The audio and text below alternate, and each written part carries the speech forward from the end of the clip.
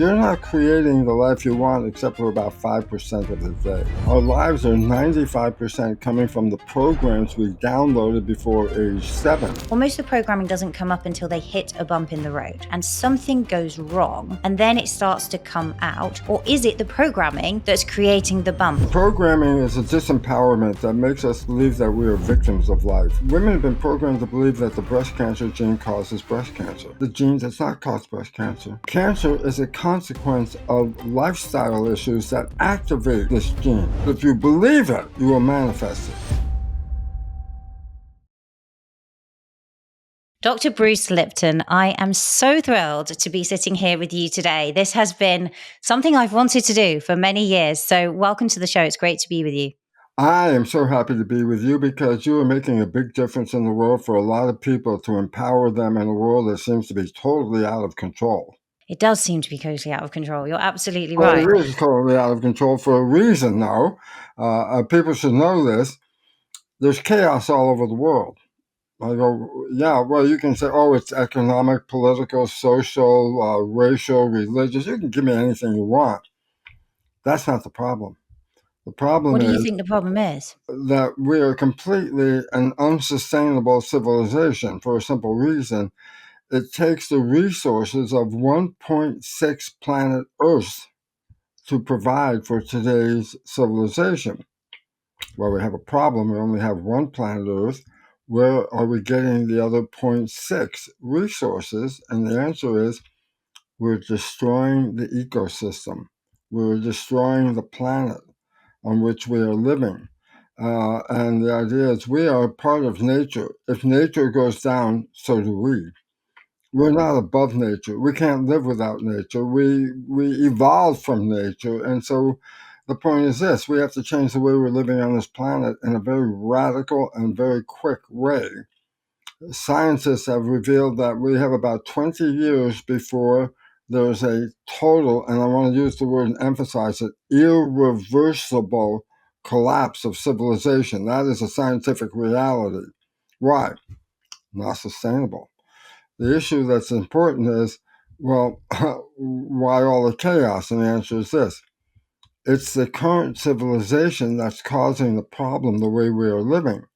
The only way to change this is not fix the civilization, is to bring it down and build a new civilization and a new way of living on this planet, a way of in harmony and cooperation and living with taking care of not just ourselves, but taking care of the planet.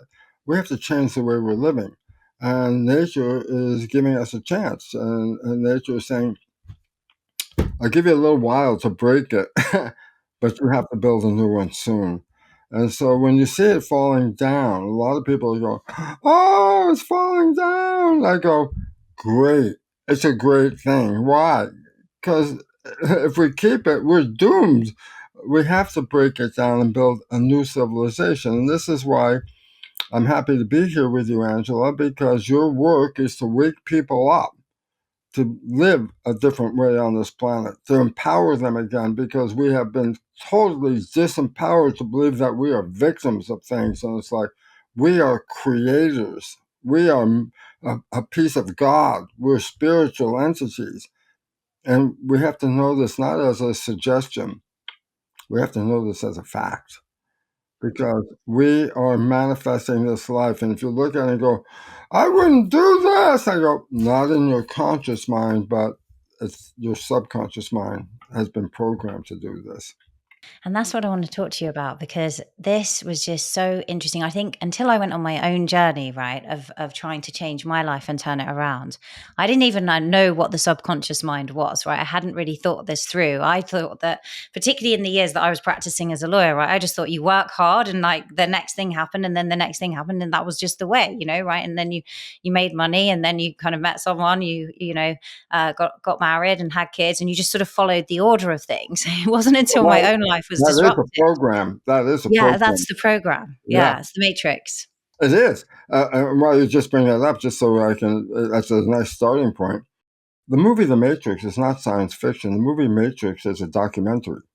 What do you mean? I go, what's the premise? the premise is that we've all been programmed. I go, that's not a premise, that's a scientific reality. All humans are programmed before age 7. And that the unfortunate part is that our lives are not coming from our wishes and desires of the conscious mind. Our lives are 95% coming from the programs we downloaded before age 7. So therefore, you're not creating the life you want except for about 5% of the day. 95% of the day, you are just playing the programs that were downloaded into you, especially before age 7. And the significance is nobody even knows they're playing a program. So that's the problem, number one.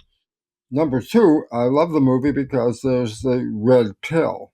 I go, the red pill? I said, what happens? It takes you out of the program.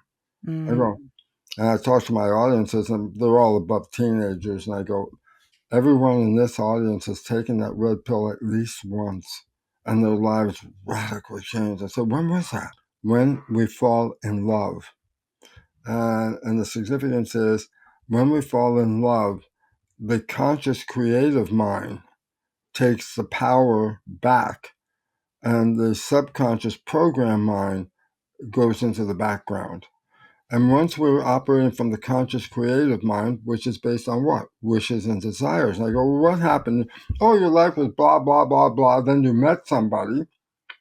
24 hours later, you go, oh, life is so beautiful. I go, what happened? And the answer was, up until that moment, your life was being run by programs that you got from other people. But the moment you fell in love, it's the red pill. You stop playing the program and you start creating with your wishes and desires. And I said, well, what did you create? Heaven on earth. I go, you know what? Heaven on earth is always here. It's only your programs that got in the way from you experiencing it. And then you say the honeymoon didn't last. I go, well, the reason is simply this. If I can summarize after going through all that, the two minds, conscious mind, creative, connected to your spirituality, has your wishes and desires. The subconscious mind is the equivalent of a hard drive in a computer. It's got programs that when the conscious mind is in control and looking out your eyes like you're looking through the windshield of a vehicle, you are driving that vehicle to wishes and desires. But when the conscious mind is thinking, which is looking inside, then guess what? You can't be controlling the vehicle because you're not even looking out your window. The subconscious is called autopilot. When you are thinking, the subconscious programs take over. Well, they basically are your language, walking, talking, driving a car, your job. These become programs. And the relevance about that is when you are thinking, the conscious creative mind lets go of the control because it's inside, and the programs start playing. Well, the problem is this. Psychologists have recognized that 60% or more of the programs we downloaded before age 7 are disempowering, self-sabotaging, and limiting beliefs. So basically, 95% of your life has nothing to do with your wishes and desires and everything to do with the programming you got in that first 7 years of life. Many, unfortunately, programs that have disempowered us. Can I ask you then, if we kind of play this through, because I'm just curious how this shows up for people and how quickly. So if we take somebody who's being raised in an environment, right? I mean, mine, for example, was, very like follow the path and go to university and get a, professional qualification and things like that. I had two parents who were married, very happily married. And so I had a kind of blueprint, I guess, for love. I had that. So if you take like an individual who's growing up in an environment and then they start going along their life. Initially, I think many people are full of dreams, right? Because it feels like a blank canvas. Conscious And mind. Conscious sorry, the mind. conscious mind, yeah. And they want to create things, and they start to, daydream a little bit, and they'll be thinking, right, I want to generate wealth. I want to marry someone. I want to have a great family. I want to have good health. And then they hit. Often, I think almost the programming doesn't come up until they hit a bump in the road, right? And something goes wrong and then it starts to come out? Or is it the programming that's creating the bump? I'm just curious how this The unfolds. programming is creating the bump. Right. Because the programming is a disempowerment that makes us believe that we are victims of life. A very important point for women, so important, is women have been programmed to believe that the breast cancer gene causes breast cancer. I go, that's 100% false. The gene does not cause breast cancer. There is no gene that actually causes cancer. Cancer is a consequence of lifestyle issues that activate this gene. And so basically, if I program you that you have a gene that causes this problem, what do you think the vision in your mind is? Oh my God, I'm a victim. The gene's going to give me the cancer. I can't do anything about it, blah, blah, blah. And I go, 100% false. But if you believe it, you will manifest it. And this becomes the issue where belief takes over. And your belief is your programming, what you got. And so what we have to get people to recognize is it's a new science, not that new, called epigenetics. The programming that everybody out there got is called genetics. Genes control the character of your life. Genes turn on and off and control the character of your life. I go, well, let's fix that first of all. A gene is a blueprint to make the proteins of the body, which are the building blocks. It's a blueprint. I said, well, what do you mean? I said, it's the code of how to make the proteins. I Hmm. went, for what? Well, let's say we go into an architect's office and she's working on a blueprint, and you ask her, is your blueprint on or off? And she would look at you like, it's a blueprint. There's no on and off. I go, aha!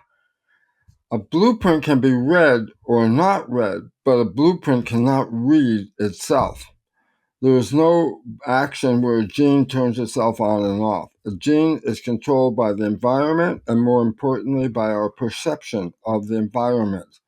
And the significance about this is then a gene doesn't control you.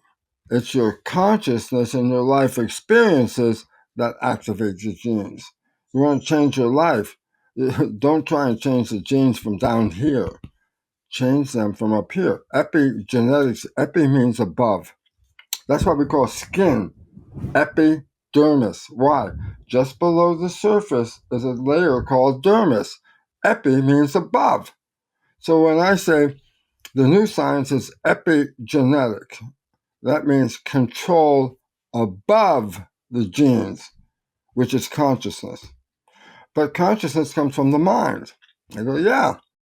And we always say the mind, like there's one mind. I go, no, that's where the other problem comes from. As you mentioned, there are two minds that are interdependent. One is called the conscious mind. That's connected to your spirituality.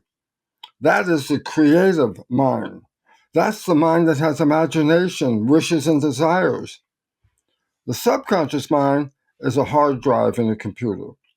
The subconscious is programs, habits. I go, so what? Well, if the conscious mind is looking out the window, driving your vehicle to your wishes and your desires, then that's where you're going. But if the conscious mind is thinking, it's not looking out the window. A thought is inside. The moment you are thinking, you're not using your conscious mind to navigate. Where the moment you are thinking, the subconscious mind is autopilot. It takes over the control. So let's say you're in the car and you're going to the store and you start thinking, when I get to the store, I'm going to buy blah, blah, blah. I go, the moment you started thinking what you were going to do, you were no longer driving the car. The subconscious autopilot that knows how to drive the car program took over. So the point is this: 95% of an average person's life is thinking. What does that mean? Then only 5% of your life is coming from your wishes and desires. 95% is coming from your programs, most of which are disempowering. And the issue about this, and here's the crux of the issue so people should know. When you are thinking, the autopilot takes over and plays the programs, especially those before age 7, plays those programs while you are thinking. But while you're thinking, you can't see your own program, but everybody else does. So people think, oh, I'm a victim because these people did that and these people did that, and I'm just a victim. And I go, you didn't see you were the creator because it was your programming that activated them. And you didn't see the program. Why? Because when you're thinking, you don't see your own program. And so I tell, like in the story, you have a friend. You know your friend's behavior very, very well. And you happen to know your friend's parent. And one day you see your friend has the same behavior as the parent. So you offer, you go, hey, Bill, you're just like your dad. I said, back away from Bill. Because I can tell you what Bill is going to say and has said. He'll say, how can you compare me to my dad? I'm nothing like my dad. And the point is, everyone else can see that Bill behaves like his dad. Who's the one that doesn't see it? Bill. Why? Because when he plays the behavior he downloaded from his dad, he's the one that doesn't see it.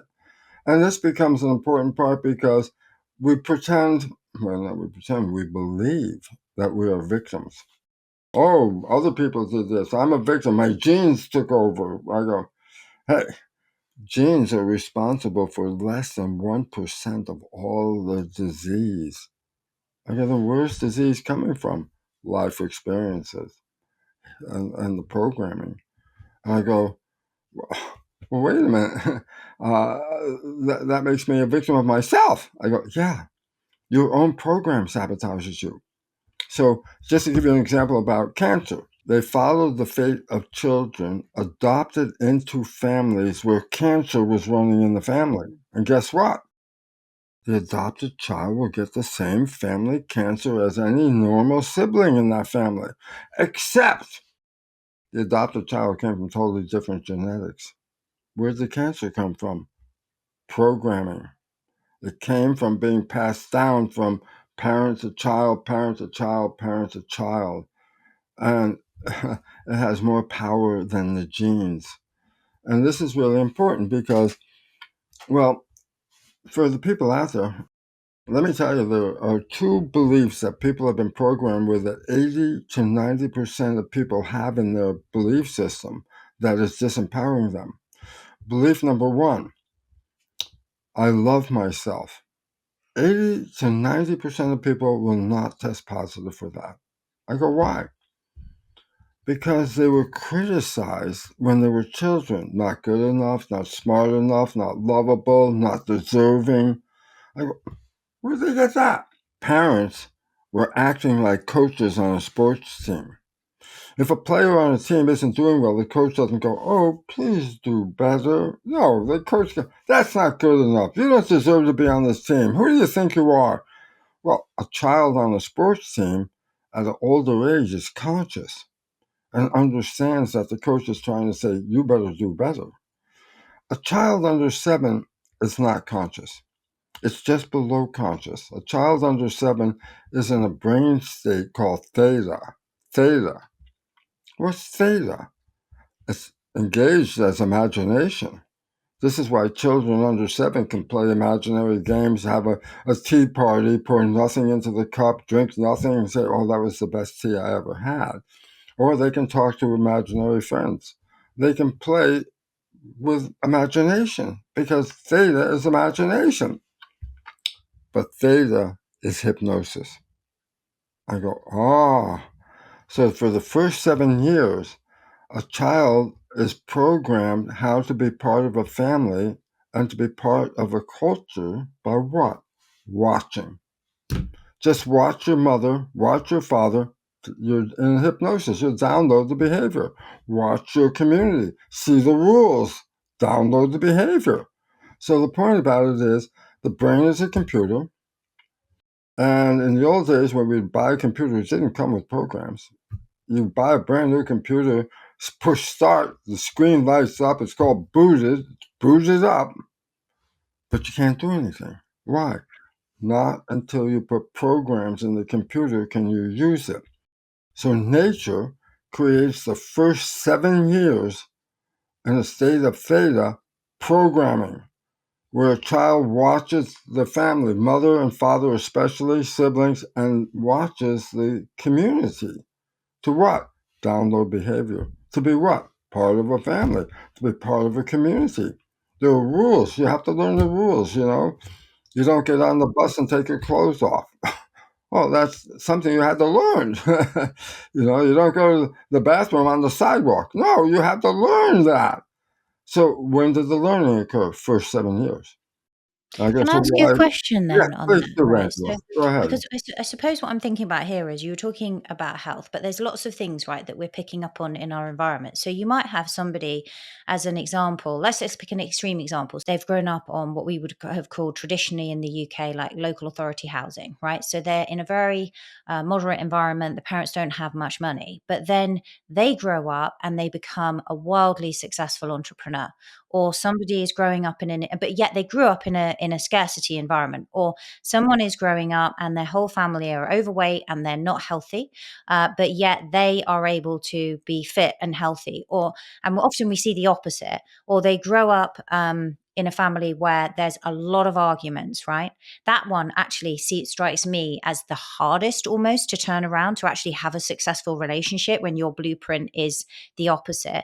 But there are cases of people that do. So if they're able, how are they changing their reality? One of the most important things is, who are you choosing as your model? Your mother? Are you choosing your When you're father? young, when you're in When you these were early young. formative years. But how about if you chose some Jesus? Some people get into religion and Jesus becomes the model of what they want to be. So instead of following the programming from their parents, they chose somebody else. Martin Luther King. Okay, that's somebody I would like to be, or someone of that nature. So the point is that they're called resilient wonders. Why? As you mentioned, they came from the most abysmal background, but did not use that as a model for what they wanted. They saw something else and then chose another person to model themselves after. And therefore, they were no longer restricted to playing the programs that they downloaded from their parents.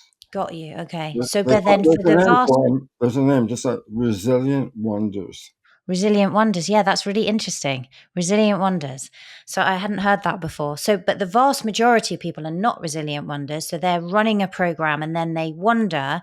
I mean, it sounds like what you're saying is, so the moment that they're thinking in their conscious mind. So let's say somebody comes from a broken home environment, maybe a series of relationships that have gone wrong with their parents and then step parents. They want to go and meet their ideal partner. So they're thinking consciously, that's what I want. But their subconscious may drive them to form a relationship with the wrong. How can they then change that blueprint later in life as an adult? Well, the first thing is this: we were all programmed. There's no child that got here without programming. Nature designs the first 7 years in a state of hypnosis specifically to download the programs to be part of a family and a community. Okay? Now, the issue is this: what are your programs? Well, that's going to be very difficult to answer, because you can't go into your conscious mind and say, tell me what's in my subconscious mind. No, It would be helpful. it would be helpful, but it doesn't work. Why? There's nobody in there to tell you anything. It's like a library with books. And there's thousands and thousands of books in there of things you've learned over the time. So the question is, how do I know what my programs are? Well, I want to make that easy for people right now. It goes like this: the things you like that come into your life because you have programs to acknowledge those things. But recognize this: the things you desire, but you have to work hard, put a lot of effort into it, sweat over it. I'm going to make it. I'm working on it. I'm going to make it. Why are you working so hard? And the answer is, those destinations are not supported by your program. And you're trying to override a program. Yeah, but the program is running 95% of the day. There's mathematically a little problem here in trying to do that, okay? So the issue about it is, we have to understand the programming. Number one, programming, it's your life. Your life is a printout of your program. So look at where the good things are, separate them, don't work on those. Those are doing good. The struggles are not because you have to struggle. The struggles are because the programming doesn't support what we really want. And we're trying to override the program with effort. And I go, that's not how you do it. I said, well, how do you program? And this is the question, I believe. And the question is this, well, how did you get the program? I said, well, the first 7 years, you got programs because you were in a state called theta, a brain vibration below consciousness. There are several levels of vibration. Hopefully, people that are listening and paying attention right now are at a level called beta. That's a high vibration. That's schoolroom focused conscious work, okay? When you go home and you relax, the vibration slows down. Now it's called alpha, which is calm consciousness. The moment you fall asleep, the vibration drops to the next lower level, theta. And then after a short period, theta drops to the lowest level called delta, the lowest vibration, which is unconscious, sleeping. So every night when you go to bed, you actually go through a period of theta. Well, theta is hypnosis. I go, oh, well, I can use it. I say, well, how? Put earbuds in or earphones on when you go to bed, playing a program that you want to be true in your life. Now, the program, the most important part of the program is it has to be in what's called present tense positive. Right? Where's present tense? Not later. I shall have. No. I will have. No. I have. As if you have what you want, but even though you don't have it, you have to say it. I am healthy. What I'm if your lovable. mind rejects it? What if your mind immediately goes, well, no, you're not, you're sick? Or like, what happens then? Well, this is why you're doing it when you're sleeping. Okay. The So you conscious can't mind, reject it. remember, the conscious mind shuts itself off after alpha turns into theta. So there's no mind thinking going on. You're unconscious. But Right. theta is in record. So you can record a new program without anything coming from the conscious mind. It's sleeping at this point. How It's long would called it take to install the program? How long would someone need to listen to something? at For how least many nights? a couple of weeks. And That's all.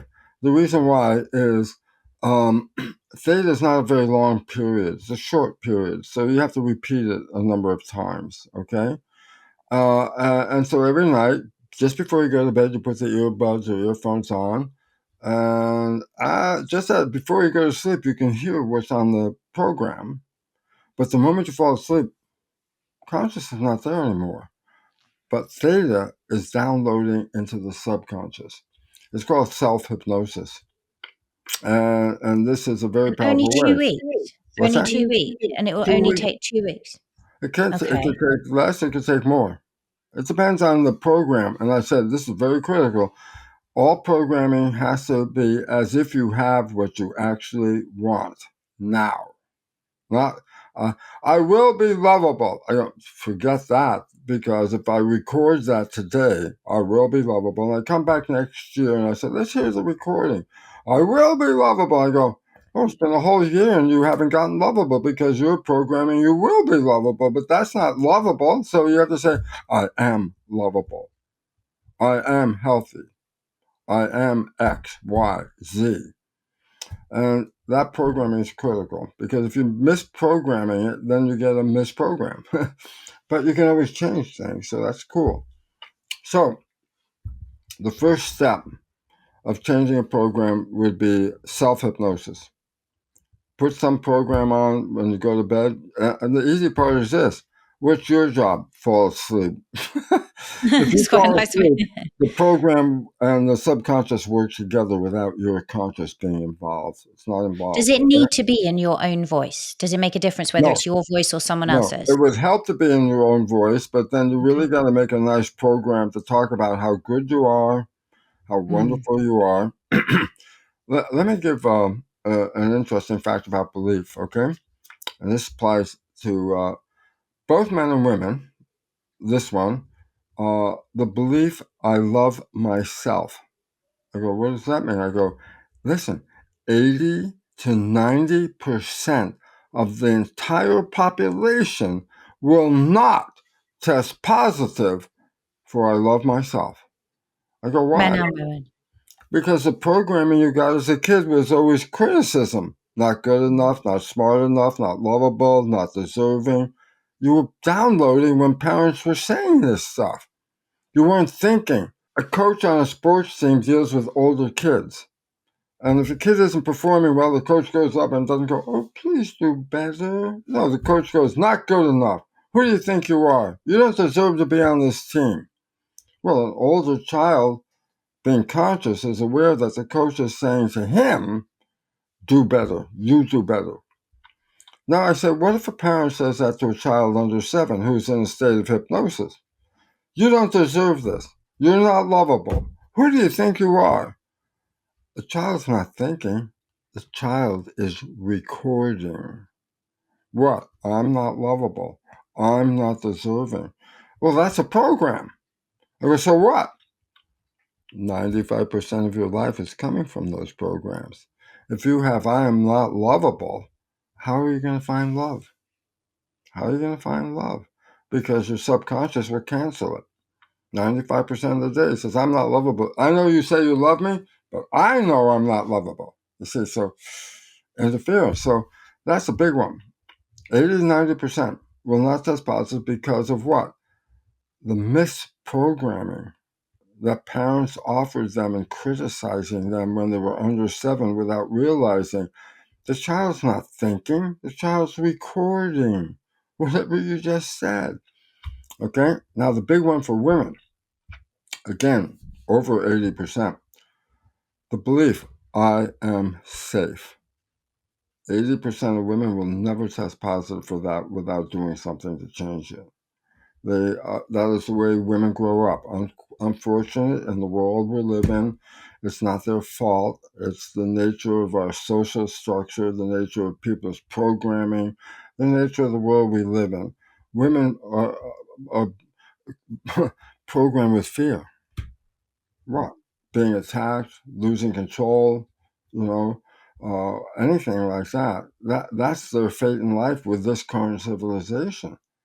But how are they appreciating that under 7? Because I think, like, I developed that consciousness of not feeling safe necessarily as a woman a little bit later when I ventured out. Do you know what I mean? Even when just going around to a friend's and it's a little bit dark, but you're a little bit older than 7, how is that communicated below 7 to women?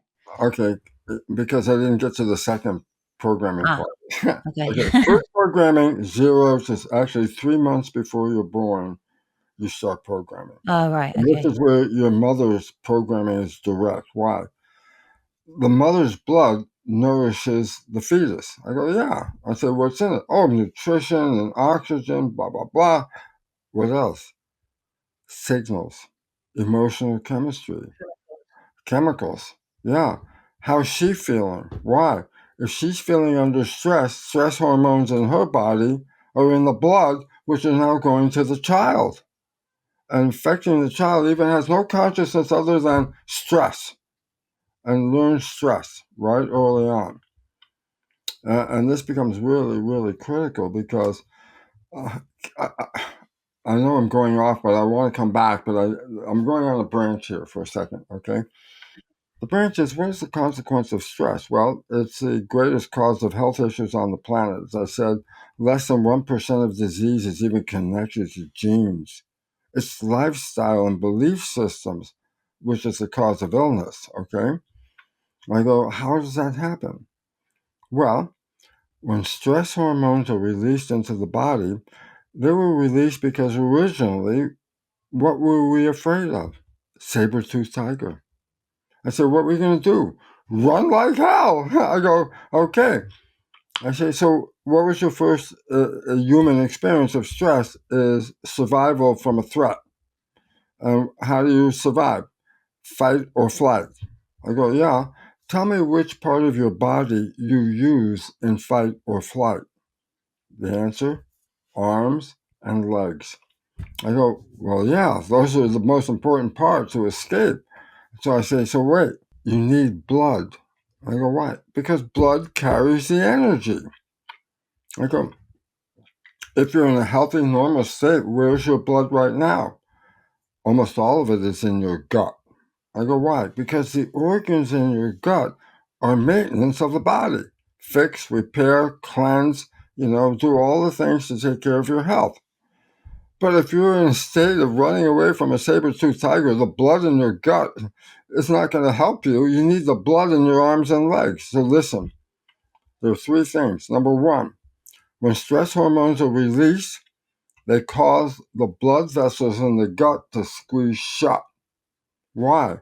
Because it pushes the blood to the arms and legs where you need it to run or fight.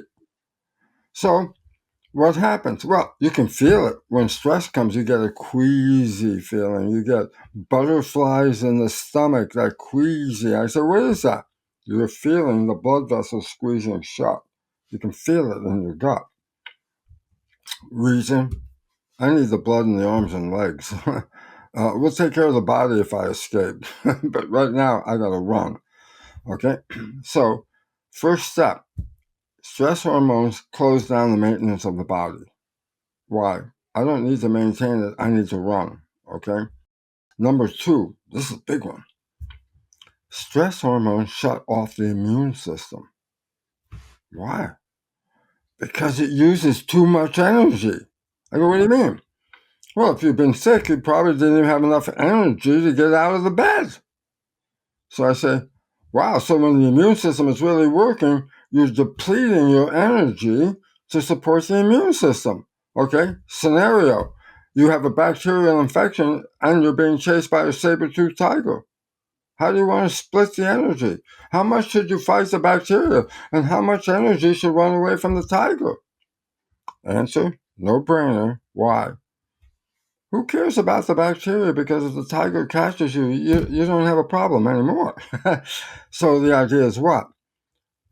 Stress hormones, listen, this is so profound.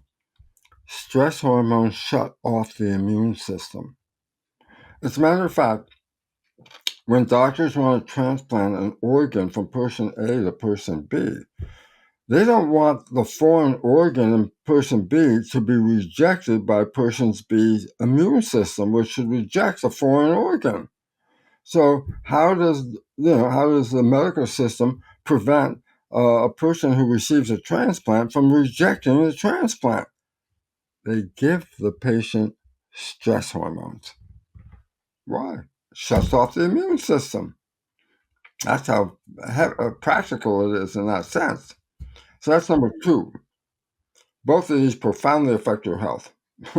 Shutting off the maintenance of the body, shutting off the immune system opens you up for what?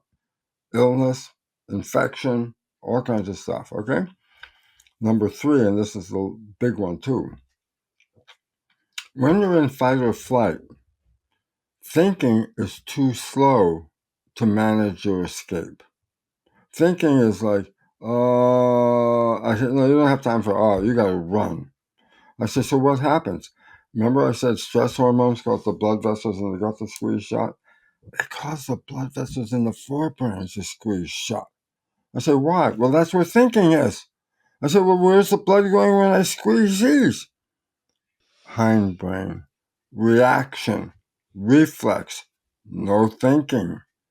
So the more stress you're under, the less conscious you are, the less intelligent you become. The less creationary. What's that? The less creationary you become. Absolutely. You lose all the power of the conscious mind, which is the thing that is God-given creativity. Okay? So I say, so what are the consequences of these three things? Number one, shut down the maintenance of the body. Number two, shut down the immune system. Number three, shut down the intelligence. Well, what do you think happens? A health crisis. A health crisis that is affecting this entire planet right now. Why? It's not genes causing a problem. It's the stress. 90% of illness is strictly from the stress. Why? Because you're shutting down the system. You go, why would nature make that? I go, no. Nature designed it to run away from a saber-toothed tiger. Okay? Which is not an everyday event. Okay? But in today's world, stress is 24/7, 365. We were never physiologically designed to be in a chronic stress because the stress is causing the illness. And yet, in the world, tell me where you can live without stress in a conventional world. There's stress of every kind all over. And the health crisis is getting worse. No matter what drugs they have, that's a bunch of BS belief system. Because everyone thinks, oh, the drugs will fix me. I say, no, drugs shut off the symptoms. You got pain? Here's a pain pill. Yeah. Why'd you get pain? Because you were evil? No, because the body said, if you use this thing that hurts, you're going to prevent the healing of it. So don't use it. Pain. And we shut it off. Oh, fever. Oh, yeah, take aspirin and reduce the fever. Reduce the fever? It took 1,000,000 years of evolution to create the fever. Why? The intelligence of the body knows that whatever is infecting you is temperature dependent. If the temperature rises, it kills the infection. So when you get an infection and you get a fever, the fever is to raise the temperature to kill the infection. And then we're so smart, we say, no, it makes the fever go away. And I go, it took 1,000,000 years to create that. You want to get rid of a fever? Wrap yourself in a blanket and sweat like a hog. Get in there and sweat. Why? If you get the temperature raised up to that level, kills the invasive agent. When you take that blanket off, you won't have a fever anymore because the fever was only there to kill the agent. And if you help the body by getting it to stay hot and keeping the fever, why? Because the intelligence of the body says, if I raise the temperature, I can get rid of this thing. And our mind is, oh, it's so uncomfortable. Let's just get rid of the fever. I go, oh my God, you're going against the system. You know? I want to take a quick break from this episode to thank our sponsors. During perimenopause, your energy doesn't necessarily just dip because you're getting older. It happens at the cellular level. Your mitochondria, the tiny powerhouses in your cells, stop replicating like they used to. And that's one of the reasons why you feel exhausted, foggy, and like your resilience is slipping. Supporting a process called mitophagy clears out damaged mitochondria and restores vitality. But your body's ability to do this naturally declines with age. Urolithin A is the only known nutrient proven to trigger mitophagy, but around 60% of people can't produce it from food alone due to gut bacteria imbalances.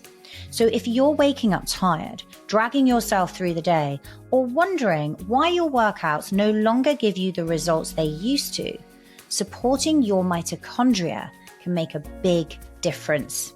MitoPure delivers a clinical dose of urolithin A, no gut conversion needed, and it's backed by over 500 published studies.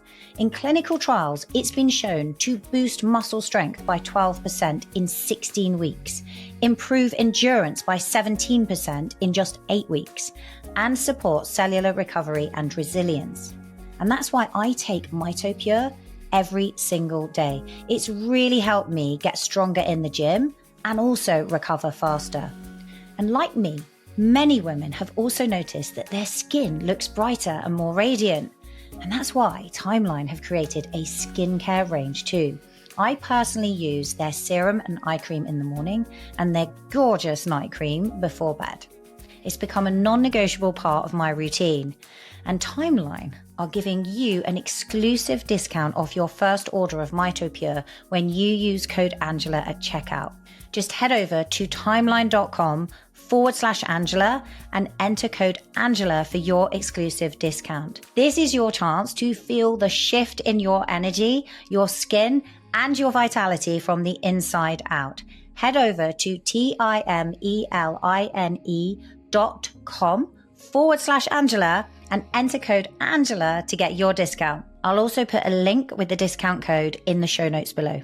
May I share something with you before we go into the second phase of the conscious mind? Was because this was it was very interesting to me when it happened to me from my immune system perspective. So I suffered with major depressive disorder for some years, and it started as postpartum successively. And then I was having bipolar episodes. So I was on a lot of psychiatric medication. And I'd got to the point where I felt this real sense of unworthiness, that my children would be better without me. So that's when I was kind of thinking about suicide and things. And this is when I was met with a fork in the road. So exactly as you have described, it then affected that stress, affected my immune system. And so I was hospitalized with double pneumonia, viral and bacterial. And when I was in the hospital, they came to see me and said, they're obviously putting me on lots of intravenous drips and antibiotics and things. I later found out that they thought they would have to intubate me, but they told me that I was neutropenic. My white blood cell count was so low. And I remember being told this and thinking, wow, I really am at this fork in the road of maybe I'm not going to make my way out. And my children had come to see me. And I felt this overwhelming sense of love for them, and this that I must get better because they needed a mother. And the the amazing thing, Bruce, is that I then made a decision. I'm going to get well. I'm going to sort out my physical and mental health for the sake of my children. And within 48 hours of me making that decision, my white blood cell count came up, which is everything you're talking about here, right? And how the mind is controlling it. Absolutely. That was the whole idea. And people think they're just victims of outside force. I said, no, you're victims of the inside force.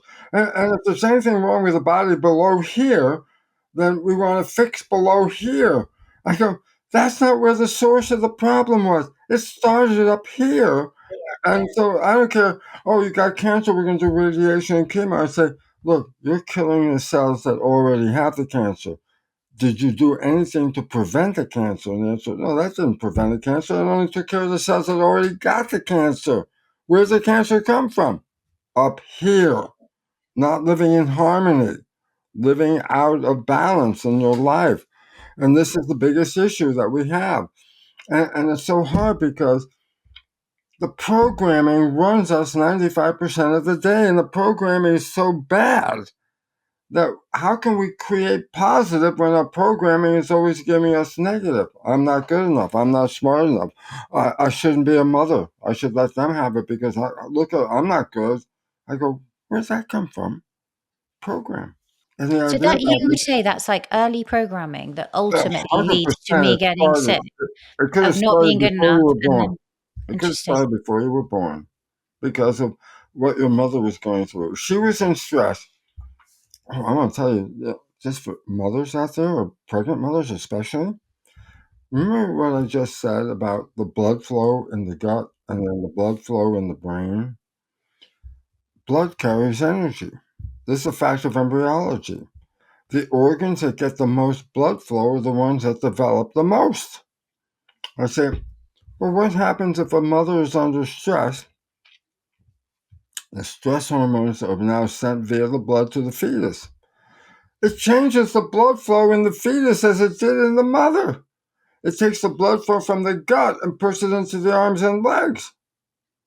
It takes the blood flow from the thinking brain and puts it into the hindbrain reflexes. I go, why would nature do that? Well, if the mother's world is so hard to live in, then she unknowingly is changing the physiology of her baby to become what? A street fighter. A fighter. Why? Bigger arms and legs, bigger reflexes to carry those muscles. If the world is that struggle, like she sees it, then that child will have a better chance.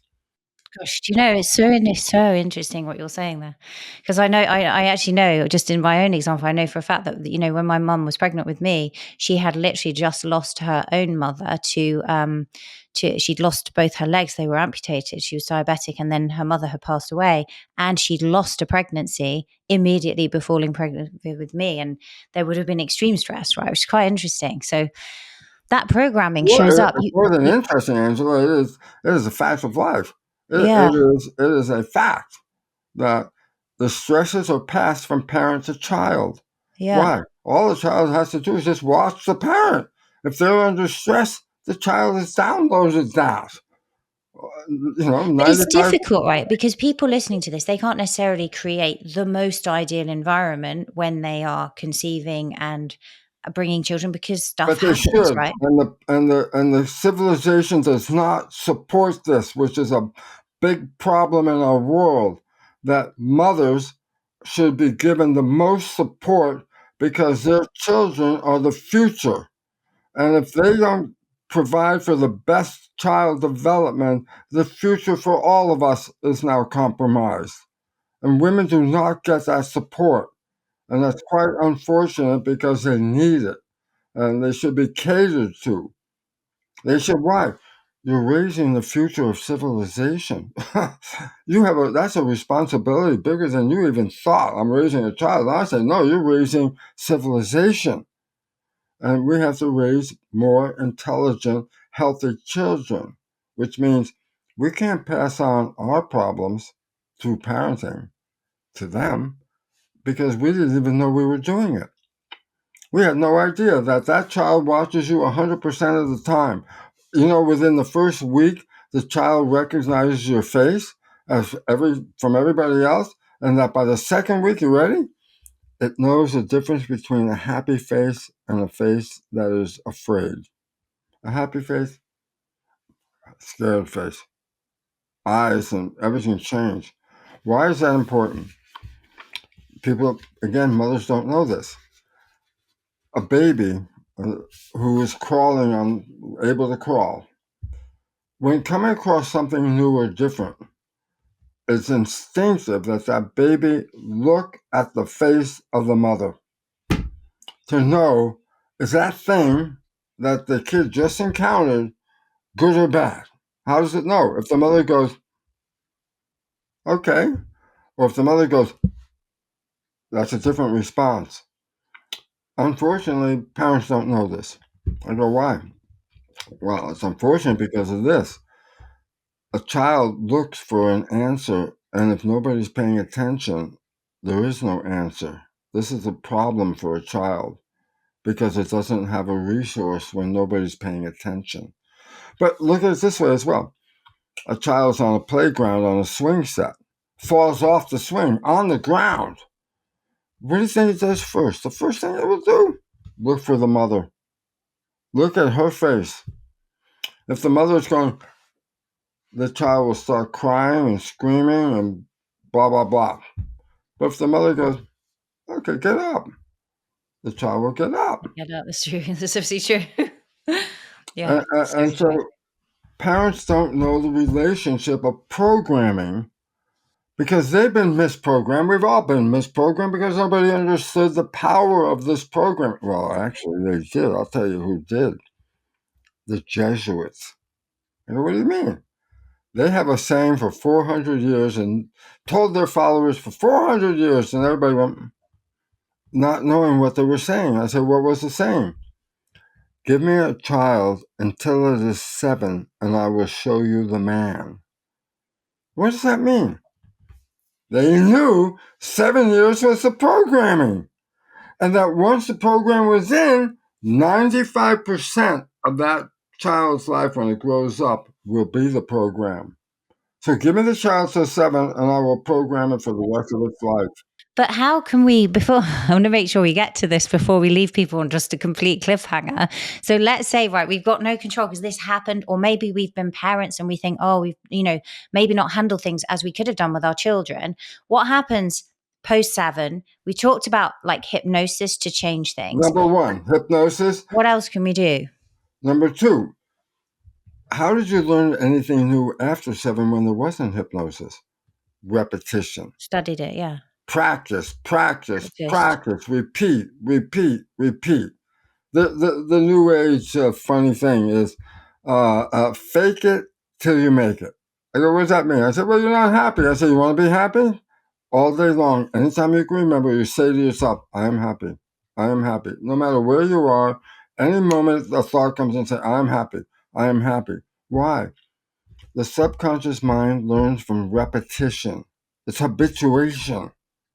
And so if you repeat something over and over and over again, it will download. Okay? So practice repetition. Practice something new. Live a different way. Practice, practice, practice. How'd you learn how to ride a bike? Not the moment you got on it. You had to practice riding a bike. Play an instrument? You had to practice. Drive a car? You had to practice. And you never Once, forget these things, right? They become a program. It's not once like I they're suddenly forget programs, how to drive a car. once their programs are in there, A okay? program. But you can change a program by practicing something different. Ah, okay? That's number two. And the third way is something called energy psychology, something new. I go, it's not the psychology like, oh, my mom did this, and my dad did that, my friend did this, and you're reviewing your BS experiences. And I said, does that make it any better? I said, absolutely not. It makes it worse. Why? You're replaying the the negative stuff over again. I don't want you to replay the negative stuff. You don't need to go backwards. Why? You already have the program that you got from back then. To go back there and do it again, it doesn't change the program. It just reinforces the program. So I said, then what do? There's an old saying, don't kill the messenger over the message. The message is the program. The messengers are those people that interacted with you that led to the program. So you can go back and kill them all you want, but that doesn't change the program. So the whole point is this. No need to go backwards. You're living with the program right now. To go backwards reinforces the program. Go from here forward. Where's your program? What do you want to change? Don't go backwards. Make a change. Energy psychology looks at it from that point of view. I don't care what happened in the past. It's irrelevant. They're not here. None of those people are here, but you're still carrying the program. So you need to work on the program. Energy psychology is a way of inducing something called super learning. Super learning? Yeah. A child under 7 is a super learner. Why? It only has to experience something one time and the rest of its life it's got it. It's just one experience is enough. If we can get into super learning mode, we can rewrite programs. How do we get into super learning mode? Well, the one process I use is called Psych-K. That's like psychology, P-S-Y-C-H hyphen K.com. You can look it up, okay? Very quickly, it is the process of engaging whole brain. I go, what the hell does that mean? When you're under 7, the right and left hemispheres are integrated and work together. Left hemisphere intellectual, right hemisphere emotional. So every experience has an intellectual part of it and an emotional part of it, okay? After age 7, they're physically still in connection, but they're not functionally in connection. So at our age right now, or the age of most everybody here if they're over 7, is during the day is a cycle. Sometimes you're more intellectual, and a few hours later, you're more emotional. It's a cycle. More intellectual, more emotional. More intellectual, more emotional. It's a wave, okay? Well, but that's because both hemispheres aren't working together. So you want to bring them together? Oh, well, how do you do that? There's a posture that can do it. Really? I go, yeah, how? My right arm is controlled by my left hemisphere. Remember, the right side of the body's functions are controlled by the left side of the brain. The right side of the brain controls the left body's function. Okay? Now watch. Which part of my brain is controlling this? Right? Now watch. I cross the midline. And now my right arm is in this hemisphere. Guess what? It's now also picked up by this hemisphere over here, the left hemisphere. So if I'm over here, right hemisphere is the only one, my right hand, my left hemisphere. Let's get that straight. The opposite side. So right hand, left hemisphere in control. Crossing the midline, it's over here, the right hemisphere starts working too. So if I cross my wrists, cross them, go like this, I'm integrating right and left hemisphere. And the same with your ankles. And if you notice something very important, When you do this, you calm down. So think about this. When people are relaxing and they're sitting in a chair, they unconsciously cross their ankles. They do. What does that do? It brings more calmness. When you cross your wrists and And they your go like that. ankles, They do yeah, a stretch it like that feels across. like this. Yeah. It's hard to show you this. Go like this. See, they're crossed. Okay? Now go like this. And then go put it on your chest to rest. Okay? Now and if you have your ankles crossed and your wrists crossed, Okay. you will integrate these. In a minute or two, you will calm down. You're afraid to go on an airplane? Sit there for a while like this to calm Could you I down. program myself in this position now? That's how you can program yourself as well, because now you're integrated the full brain, right? And that's hemispheres are back to working. That's super learning. So you can change a program in a super learning state. I don't love myself. How do you know? Muscle testing. Okay, what the hell is that? Point. Conscious mind's creative, small mind. Subconscious, big mind, 90%. That's a powerful one. It controls the muscles. Why? Just to make a movement like this, you know how complex the nervous system has to be able to do to make a movement? The conscious mind can't control that, doesn't have that much complexity. So muscle control is in the subconscious. Okay? Now here comes the cool part. I hold out my arm, let's say, I can't show you hold out my arm, okay? And I have somebody that's going to press on my arm, okay?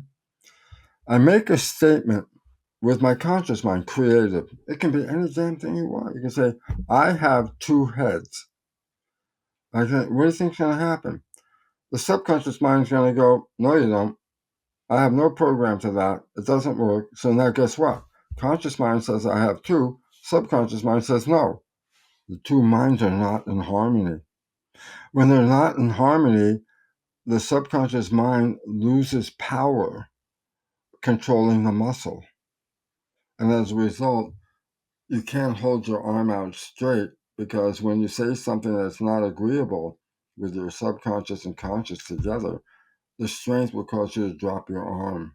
That's muscle testing. But if I say something, my name is Bruce, and my subconscious goes, yeah, sure, we know that, then my arm will stay rock solid if somebody pushes down on it. Why? Two minds in harmony, muscle strength. Two minds out of harmony, muscle weakness. That's where muscle testing comes from. But then So, how does an affirmation work? Because say, for example, you had somebody who doesn't have a blueprint for wealth, they want to create wealth, and they say, I am wealthy. Their arm will go weaker. So every time they hear that affirmation, or you're saying over time, it will get stronger and then they will have the blueprint. repetition. Uh, Repetition. Okay. So I am initially it's happy. weak I and am then. happy. Repetition. There's enough times I will be happy. Okay. It's a Mm. habituation. You can't say it randomly like, oh, today I was just thinking about it. Okay, I am happy. No, it's a practice. Yeah, It's the like conscious every practice. day Yeah, you very gotta good. Yeah. practice. Yeah. Okay. And And so, Lynn, like, last thing then, where does the law of vibration and attraction come into this? When we change it energetically, do you believe that we then attract? Are we like, let's like attract light? Are we in the same vibration and in harmony with what we want? yeah, because you think your communication is talking, it's like no. The first communication is vibration. Dogs will communicate with you by vibration. They can't speak, but they know if you're happy. They know if you're angry. They know where you are, and you have that ability to read everybody else. And the idea is you feel it and you unconsciously know it. When you're near somebody, it's called good vibes, bad vibes. Mm-hmm.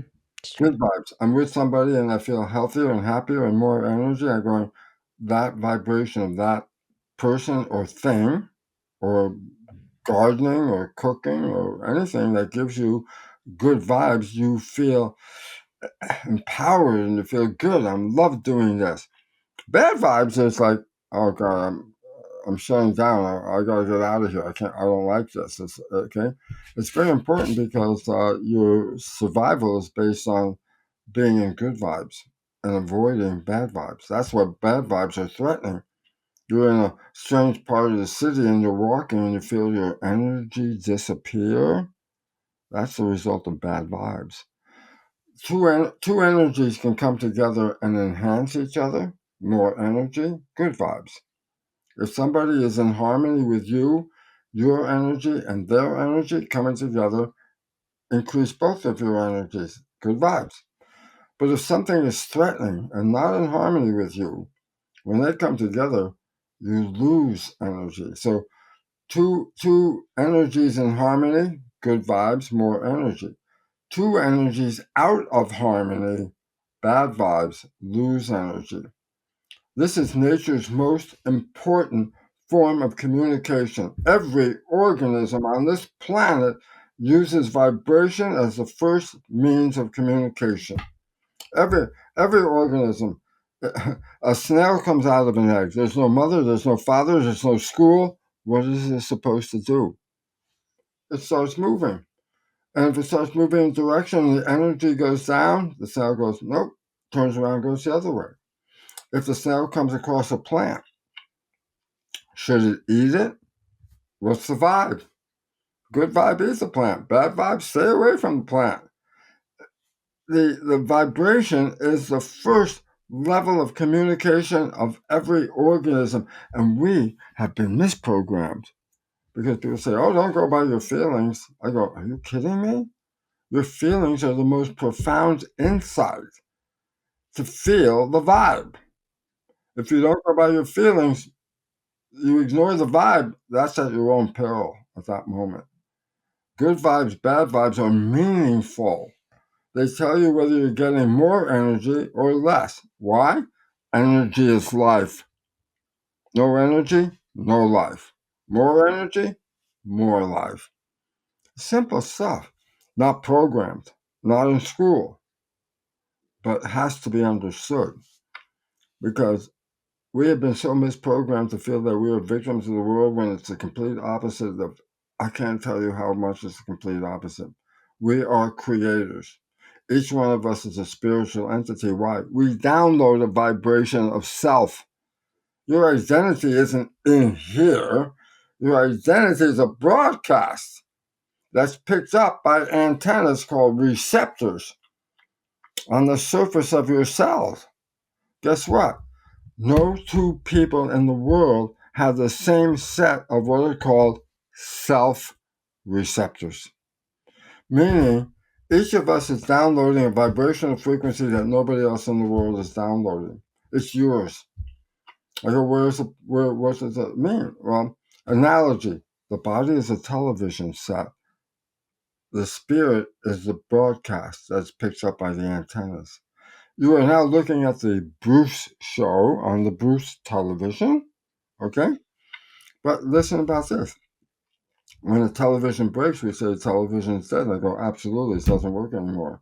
When a body as a television dies, it's broken, it's not working, guess what? When the television broke, did the broadcast that you were receiving, did that die also? I go, no. The broadcast's not part of the TV. It's downloaded in the TV. What's the point? Your personal identity is a broadcast that only you can receive. Why? You're the only one with a set of antennas that matches the vibration. Nobody else has that set of antennas. Nobody else matches that. So you are a television set receiving a broadcast. The broadcast is called an energy field, but field is the same definition as spirit, and spirit and field are the same. We download a field, we download a spirit. That's who we are. And the body is using that spirit as a broadcast to control it. But the spirit is not built into the body, it's received by the body. And therefore, you can't die. Why? You're the spirit. The body comes and goes. You're the spirit. I say, so why? Let's say my television, the Bruce TV, dies. Spirit's still here. And the future embryo shows up with the same antennas that I have. I'm back. But what? Different TV. Male or female? No, no, no, that's irrelevant. That's the TV. That's not the spirit. Black, white, brown, yellow, that's the TV. That's not the spirit. So when someone is magnetic and confident, is that alignment between body, mind, and spirit? What's causing that? They're broadcasting a very powerful energy field, and fields shape matter. Uh, I'll give one physics quote from Albert Einstein, okay? The field is the sole governing agency of matter. The field. What's the field? The invisible energy. It's the sole governing agent of what is matter. Your spirit is governing your matter. And that's the principle of the most valid science on the planet, physics, quantum physics. Quantum physics is the only science that has actually acknowledged spirit as what? An energy field that is shaping the character of who and what we are. And when you understand this, can you die? Only the television. The spirit never dies. The spirit is always there. And the future embryo shows up with the same antennas, you're back for another try. I know we're over a little bit, but I want to close with a very simple fact. Because people have been programmed with belief that if you have a great life and you do really good, you can go to heaven after you're dead. I go, don't waste your time, my friends. You were born into heaven. What do you mean? This is a place of creation. You are a creator. Well, the question is, are you creating from your wishes and desires, or are you creating from your program? Ah, because if you're doing it from your program, then you're not in charge anymore. The program is in charge. Do we have this body for a reason? Yeah. Spirit has no sensibility of vision, sight, smell, taste, sound. This is a virtual reality suit. You can ask Spirit, tell me about love, and you'll get a definition of love. But if a spirit was in a body, the definition expands. Oh, the spirit feels like this. You know, the love, I can feel the love. It brought harmony and joy and all that. I say, well, that's because your biology translates that love into sensation. So the body gives us sensation. Spirit needs the body to see or to smell or to taste. It can do other things with energy, but the body translates those energies into sensation. Without the body, spirit doesn't know what love feels like. But with a body, you do. And with a body, you can make things happen. You can create. I go, ah, what's heaven?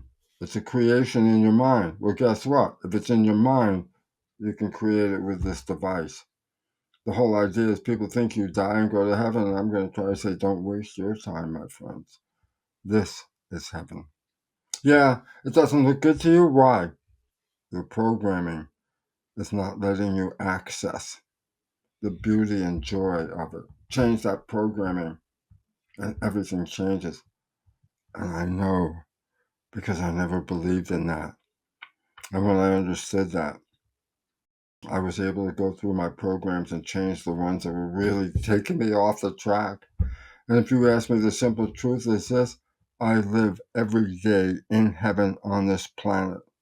I'm not participating in the negative stuff because my programs have changed. I don't harmonize with what's going on. I harmonize with love and beauty and joy, and that is the character of my life.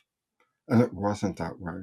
But as we said, 3 ways of change the program: self-hypnosis, repetition, energy psychology. And the last thing, on my website, brucelipton.com, under resources, belief change, you'll find about 25 different versions of energy psychology with a paragraph describing each and the connection to a website to get to them. I highly recommend you do this because I want you all, each one of you, as you start to acquire a heaven on earth attitude, then there's more heaven on earth. And when everybody begins to understand this, then we'll stop worrying about dying and start living it, living the heaven that we were given. to be here now. Angela, your work is very critical. You're helping people get there. Knowledge is power. A lack of knowledge is a lack of power. You are offering your audience and the people you work with self-empowerment. And I want to honor you for that, because that is a most important endeavor in the evolution of civilization on this planet. So I want to thank you for letting me participate. And I want to thank you for the work that you do in helping others. Thank you. And thank you so much for coming and sharing everything. I mean, just everything. I'm going to go back and listen to this multiple times myself. So thank you for being so generous with my audience. I want to make sure we have that. So they're going to go to brucelipton.com and then look under resources. And then was it energy, did you say? That Yeah, it's called energy. Well, it's called belief change. belief And change, under belief that, change. there are lists of energy psychology. And we'll put that in the show notes so everyone can find it. I've enjoyed this so much. Thank you so much for being here today and just sharing all this. And just you are as magical in person, albeit across the screen, as I believed you would be. So thank you, Bruce. Well, I want to thank you, and I really want to thank our audience, because look, all of us, when we come together, can make this place not what it is, but actually turn it into what it was supposed to be, a place of happy creation, an experience of heaven and happiness for everyone. Thank you very much for listening. Thank you. Thank you, Bruce.